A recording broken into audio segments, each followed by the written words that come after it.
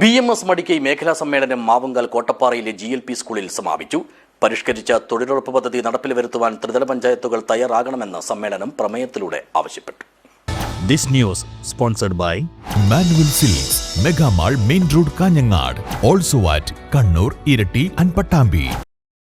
തൊഴിലുറപ്പ് പദ്ധതിയുടെ പരിഷ്കരിച്ച രൂപമായ Viksit Bharat guarantee four Rozgar and Aajeevika mission അഥവാ VBG റാംജി പദ്ധതി നടപ്പിൽ വരുത്താൻ പഞ്ചായത്തുകൾ തയ്യാറാകണമെന്ന് BMS മടിക്കൈ മേഖലാ സമ്മേളനം പ്രധാന പ്രമേയമായി ആവശ്യപ്പെട്ടു.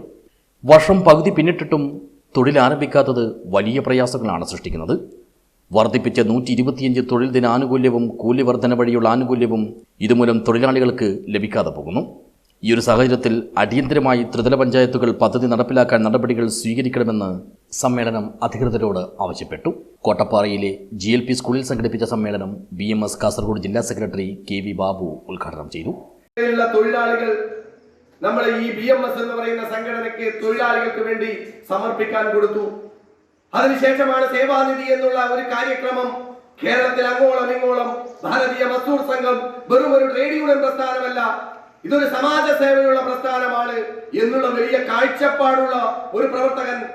ആ കാഴ്ചപ്പാടാണ് ഇന്ന് കേരളത്തിലെ ഭാരതീയ മസ്ദൂർ സംഘത്തിന് ഇന്ന് ഈ രീതിയിലുള്ള അംഗീകാരം കിട്ടിയത്. അതുപോലെ പ്രവർത്തകന്മാരെ ചേർത്ത് പിടിക്കാനും എടുത്ത തീരുമാനങ്ങൾ ഇനി ഏത് സംഘടനാ പ്രവർത്തനത്തിലും വീഴ്ച വരുത്തി കഴിഞ്ഞാൽ അതിശീഘ്രം എതിർക്കുകയും അതിനെ നല്ല രീതിയിൽ കൊണ്ടുപോവുകയും ചെയ്യുക എന്നുള്ളതാണ്.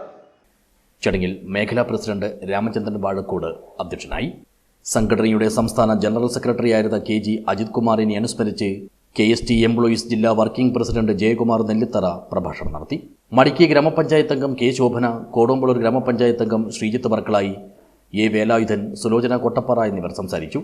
മേഖലാ സെക്രട്ടറി K തമ്പാൻ പ്രവർത്തന റിപ്പോർട്ടും ട്രഷറർ N നാരായണൻ വരവ് ചെലവ് കണക്കും അവതരിപ്പിച്ചു. ലീല കാനത്തിലാണ് പ്രമേയം അവതരിപ്പിച്ചത്.